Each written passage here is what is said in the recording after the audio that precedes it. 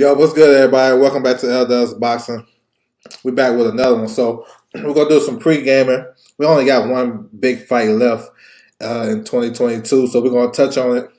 We got Ioka versus Franco Unification, so we're gonna break that down, and then we're gonna go into the division a little bit. Let y'all know what's the landscape and all that good shit. Before I do that, I want to salute everybody coming through the building. Make sure you guys hit the like button, subscribe. Feel free to follow me on my social media. Twitter at OverJ, Instagram Boxing.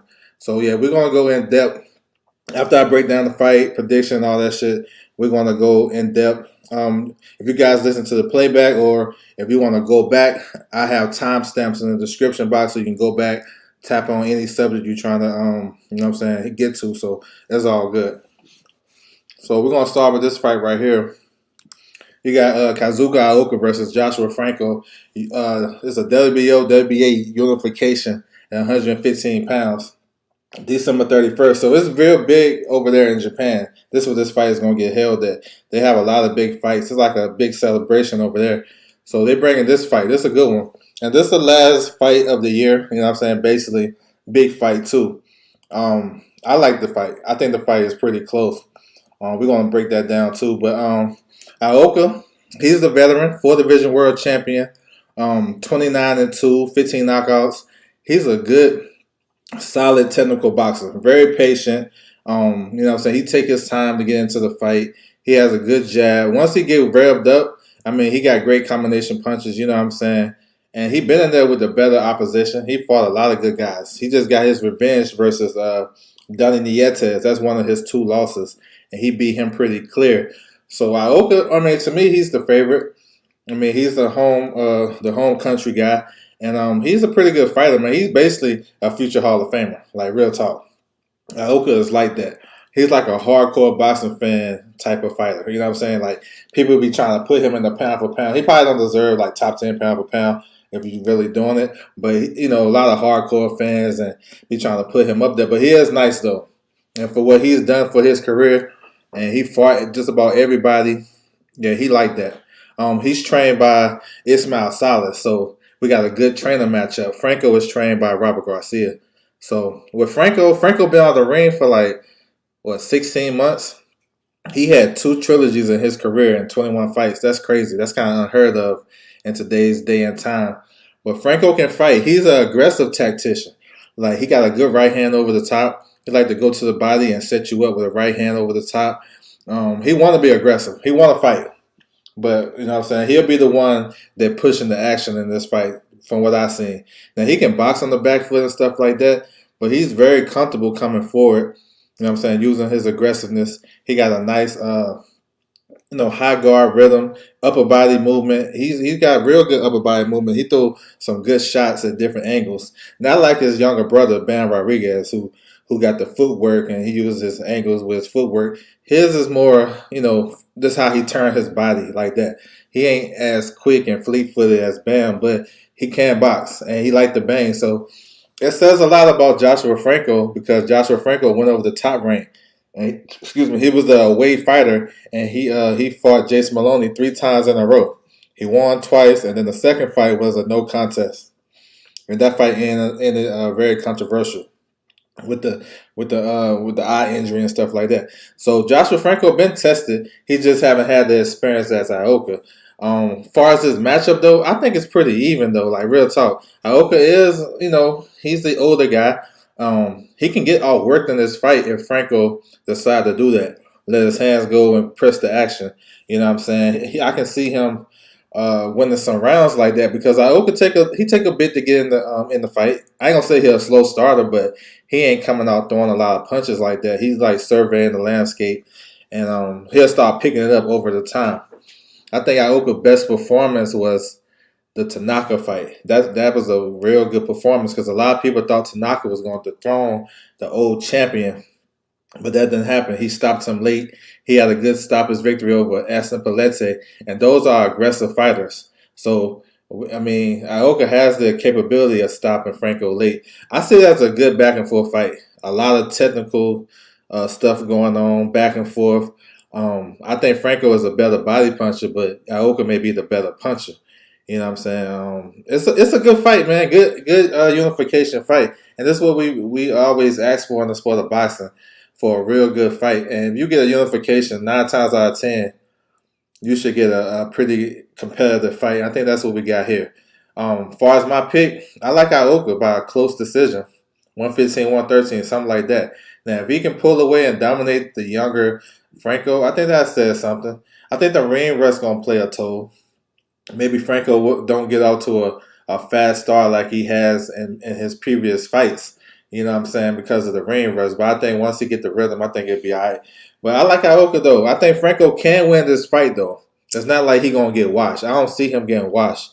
I just see Ioka making little adjustments down the stretch and maybe, coming out victorious. But it's two great guys in the corner. A good trainer matchup. Ismael Salas is one of the better trainers in the sport, and we know about Robert Garcia, so it's going to come down to that too. You know what I'm saying? The game plans and these fighters willing to, follow the game plan throughout the course of the fight.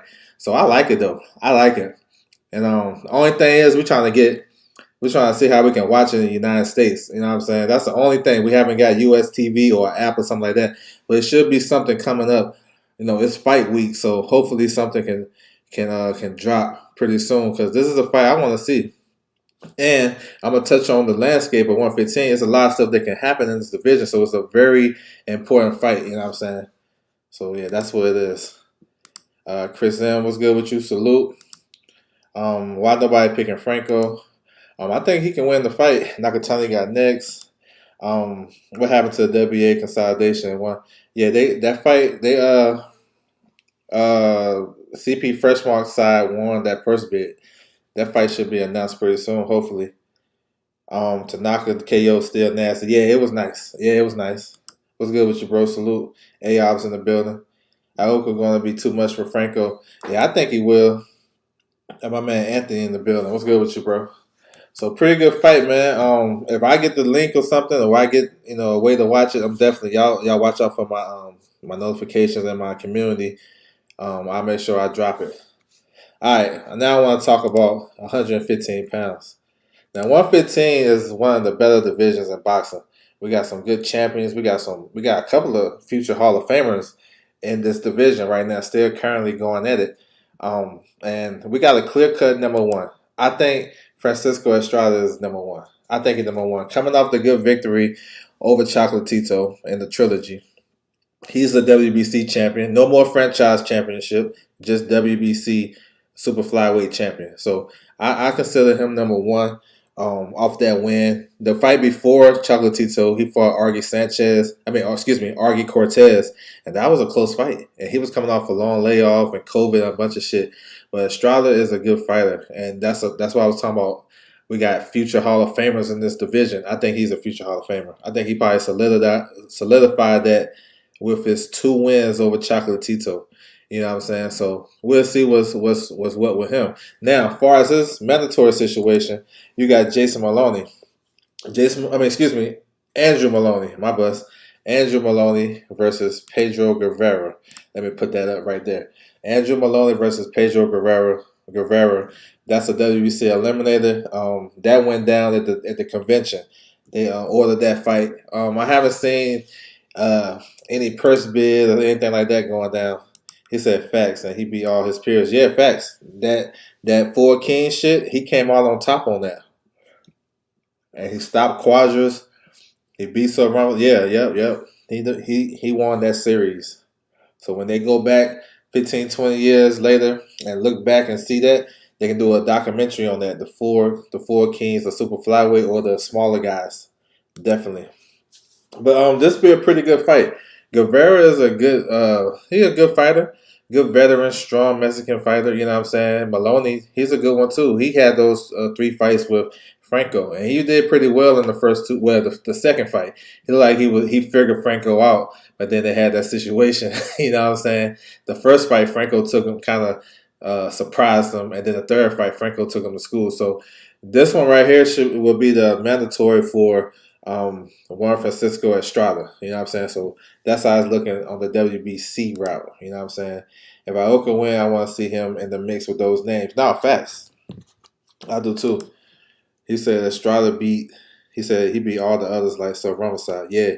Now Estrada is that dude for sure. I give him a lot of props, man, for what he did in his career. All right. So we're gonna move on. Next we have. Let me take this down. We're gonna go to the IBF route and talk about what's going on there. Now we got the world champion Fernando Martinez. He beat Encajas twice. That was a long reigning champion. Encajas had like 9 or 10 title defenses at 115.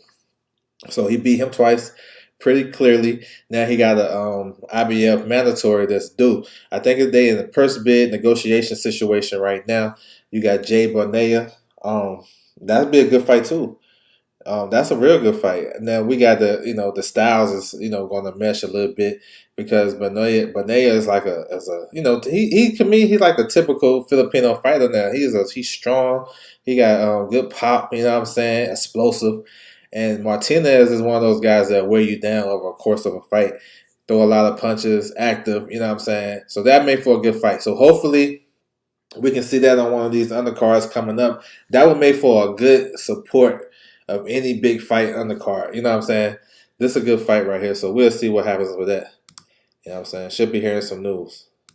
Now the WBO, they have a mandatory. So my man mentioned it earlier. Junto Nakatani got next between the winner of Ioka and Franco. He's the mandatory for Ioka. Now he just moved up to 112, vacated. Well, he moved up from 112 to 115, vacated his WBO title down there.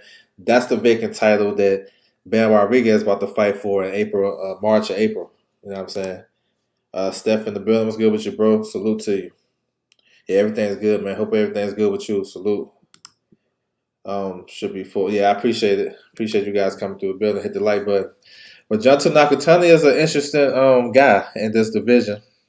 He's a taller guy, young, good power, southpaw. So he brings a certain type of excitement. He got tested in his first fight at 115 versus Francisco Rodriguez. That was on November the 1st. So he looking to get the winner. You know what I'm saying? So of Ioka and Franco. So we'll see what's up. That's a hell of a mandatory right there to have. So that may slow up some things when you're talking about Ioka getting the mix to face Estrada and stuff like that. That may slow it up, you know what I'm saying? It's politics all over in the sport of boxing, but I feel like the lighter weight divisions should be able to make those fights, you know what I'm saying? We'll see. Nakatani throw hands, a good addition. Nah, facts. If he can be more patient, he's next best to Sonny Edwards at 115. But Sonny Edwards not at 115. Sonny Edwards at 112. He at 112. I think he jumped the gun, bro. He ain't there yet. All right, the WBA route, if that's what you meant. The WBA route. Now, this one just came out on Boxing Scene, but it's been out there floating around for a minute. You got Scrappy Ramirez versus Sarakat Thaiyen. He's from Thailand. He got man, don't look at box rate rankings, yo. They got him like 160 something rated. But Ramirez is number 2.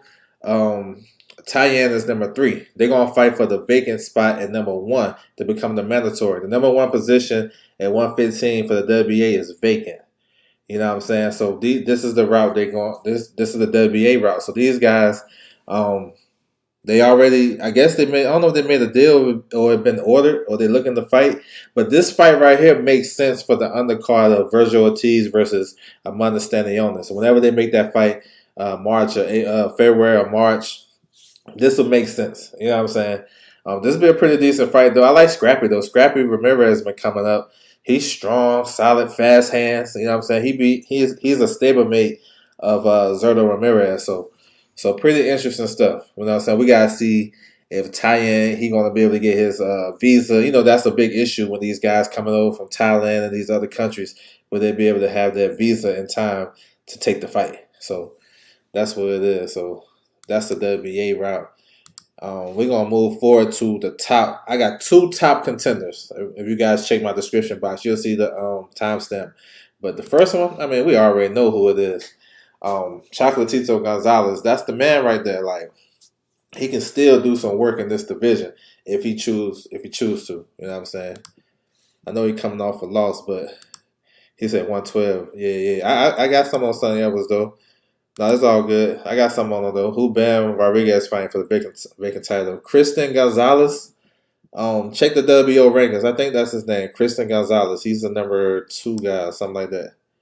I'm not familiar with these WBA boys. Yeah, bro. Yeah, that's the purpose of the video.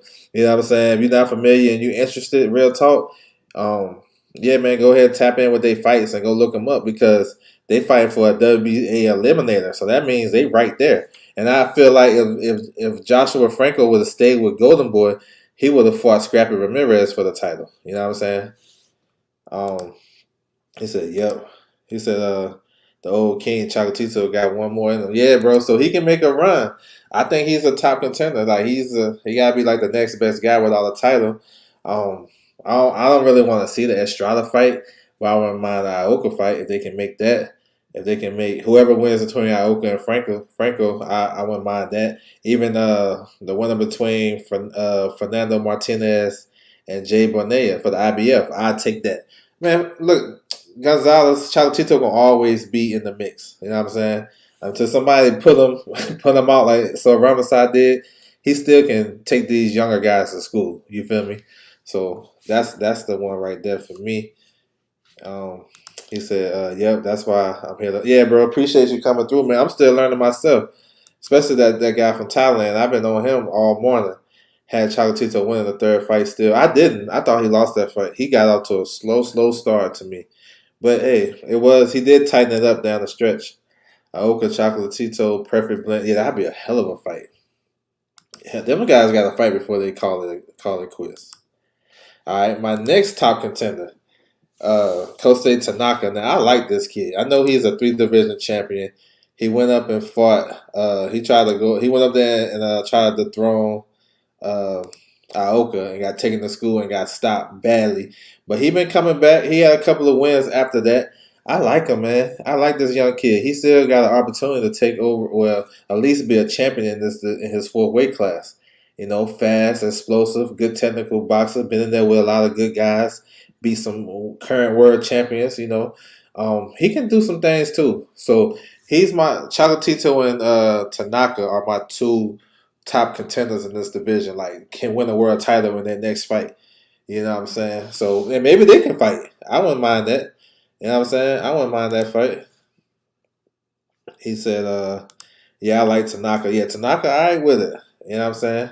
That's why this division is good. That's why, like, when fans and us boxing fans be talking about what's the best divisions, once you start to dig a little bit, investigate a little bit, the shit is deep. I just named, like, shit, damn near 7, 8 fighters already, and I still got more. You know what I'm saying? And this part of the show is the Fringe Contenders. So it'll be in the description box. Well, I got 6 guys, and I may be missing somebody, but if I am, feel free to put in the chat. You got 6 guys. You got a couple of guys that former world champions and could be future Hall of Famers. Real talk. But you got Rungvisai. I'm reading left to right, top left. Rungvisai. You got in the middle, right there. You got the Filipino legend. Donnie Nietes, who just coming off a loss to Ioka, but he beat Ioka though the first fight. So he's 40. He's the older one, probably the older statesman, but he still can do some things in this division. You know what I'm saying? You got Carlos Cuadras. You know he's part of that 4 Kings at the light at the you know what I'm saying, the lower weight class. He fought all those guys. So Rungvisai, Chocolotito, Estrada. He fought all those guys. So if he still want to fight, I know he coming off that tough loss to Bam. So Rungvisai too. So Rungvisai got beat up by Bam and Cuadras. So maybe if they want to stay in this division and continue with their shit, they got big names. You know what I'm saying? You got the bottom left. You got Isreal Gonzalez. Now he's a good top 10-ish type of contender. He been there with Chocolatito. He gave Bam. He's the reason why people stopped giving Bam Fighter of the Year. Because that was the 3rd fight for Bam Rodriguez in September. He gave Bam Rodriguez a hell of a fight. People wasn't hip to Isreal Gonzalez, and it was like, oh, he's struggling. Bam struggling with whoever. They don't know who he is. But Isreal Gonzalez can fight. I don't know if he can win a world title or be the champion right now, but he's definitely a good part of this division because he's willing to fight everybody. He been in there with some tough guys. Right beside him, you got Argi Cortes. Now, we seen him work against Estrada, the number one guy. He took Estrada to the limit. Almost fucked up that trilogy fight. Some people thought he beat Estrada. Had him, almost had him. But he came up a little short. I think they had the scorecards like 114, 113. So, real close. So, he's a good contender. Surprisingly, too. You know what I'm saying? He's with Nacho Beristain. So, he going to get some good training. And then you got Francisco Rodriguez. That's the kid who just fought Nakatani. Tough, rugged, like, you know what I'm saying? It ain't no easy night at the office when you face Rodriguez. You know what I'm saying? So these are my 6 guys that kind of make the division real. So when y'all talk about how good a division is, and this is how I break it down. I look at the champions. I look at how the landscape is with mandatories and such. Now I got my 2 top contenders who I feel like they can be world champions. And then you got to round it out with the contenders. The Fringe Contenders, however you want to say it. Because these guys make the division good. Because you be like, oh shit, Argi Cortes, he took Francisco Estrada to the limit. Oh hell, he can fight. The kid can fight. So that's what makes a division. It's not just the top guys. It's top heavy, but then it falls off after 7. Nah, we got to keep it consistent all the way down. That way we can actually learn about these fighters and we can give the division the props that it deserves. That's just me. That's just how I look at it. Nobody else have to do that. That's just for me. He said Jimenez. He's facing Jimenez is facing Dr. Cannon for the WBA title at 112 on the undercard of Yard versus Beterbiev. January 28th. Best division. I don't think so. That's not facts. Those guys not fighting each other. All of them not fighting each other. It's a good divisions, but I don't think so. I don't know. But yeah, that's what's up though. Those are good divisions. If they fighting each other regularly, yeah, I would say so. Cuadras overcooked. Yeah, he might be done. I really thought Rungvisai would land on Bam. Nah, he got dominated. My man Tay in the building. What's good with you, bro? He said, I knew Bam was going to struggle just fighting a solid contender on quick turnaround. Yeah, I know the fight was going to be tough for him too, for sure. Argi Cortes pushed him close, but ain't win that for sure. Man, he was there. 115, Bam, yeah, that's facts. Kosei is still good too. Yeah, no, he's good. That's why I got him as one of my top contenders with Chocolotito. 108 and 115 are the best. 2 good divisions. I'm with it. I like 112 too. They got a good potential. So now when you speak on divisions, you got to think about wild cards. Now, the reason why I like the wild cards in these divisions, these low divisions, because it's only like 3 pounds, 4 pound weight difference. So that takes me to a wild card right here. Nonito Donaire, right? So I know he called out Estrada. He said he's willing to go down to 115 to face Estrada or Chocolatito. We know he campaigns at 118, but he's been all over the place. He got a fight with Jason Moloney in the works for the vacant WBC. Once anyway vacated at 118. He went to every single convention this year. You know what I'm saying? So he been out there campaigning and champagning and trying to get some good work. It's not beyond the reasonable that, it's not unreasonable that Donaire can get down to 15 for a super fight with, Chocolatito. That's a legendary fight. Even Estrada, if they can make that happen.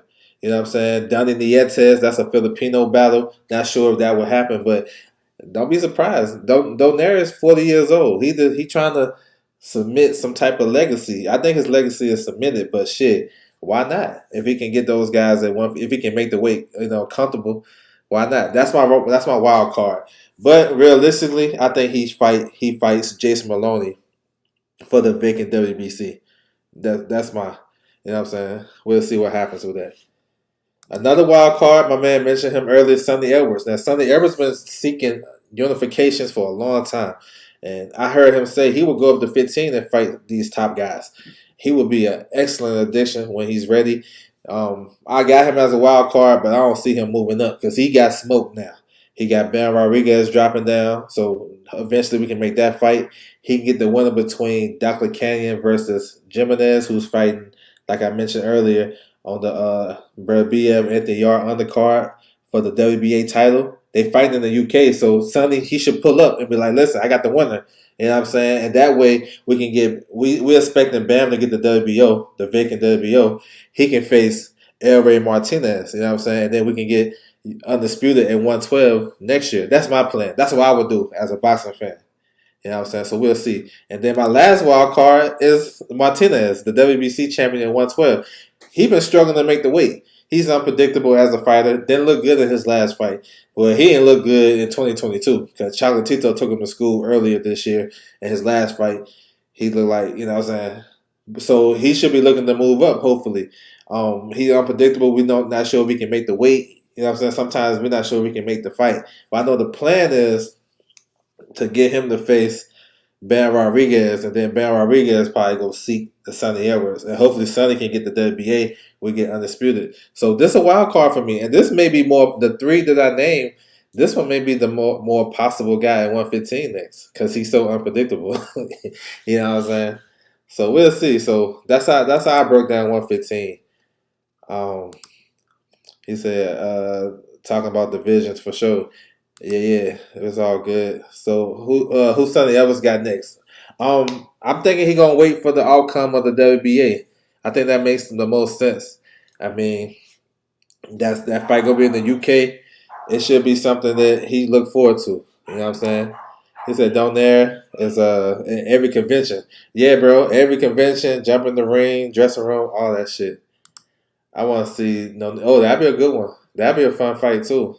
I'm not opposed to that. Wasn't he Jesse Vargas' lead trainer? Yeah, he was. He was his lead trainer. He said for sure we'll be well.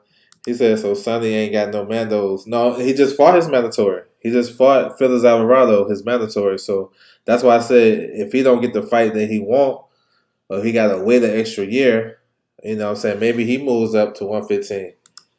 My man Falls Mentality in the building. What's good with you, bro? Salute. What's good with you? So, yeah, that's how I broke 115 down, man. That's how I broke 115.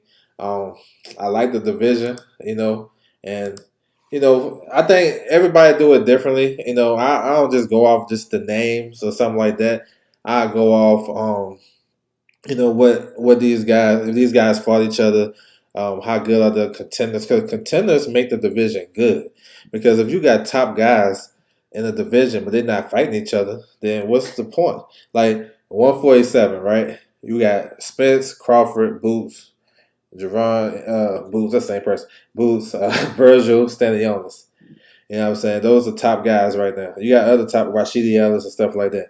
But the only two guys that's currently fighting each other is Stanionis and Virgil. I mean, I know Spence fought.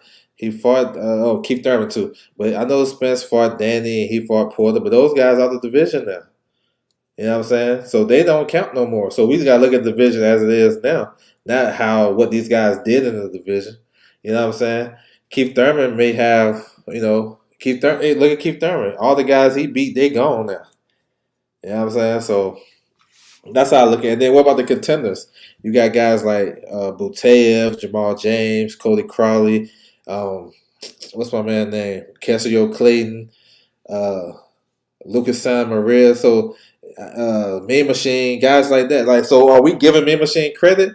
Like they said Mean Machine was a bomb and Bud fighting, but is he a factor into this welterweight division when you start to dig a little bit? You know what I'm saying? So to each his own. It's about how you really look at it. You know, some people only look at the top 5 guys and say, this division is crazy. Let's get it. But then at the end of the day, those top 5 guys ain't even fighting each other.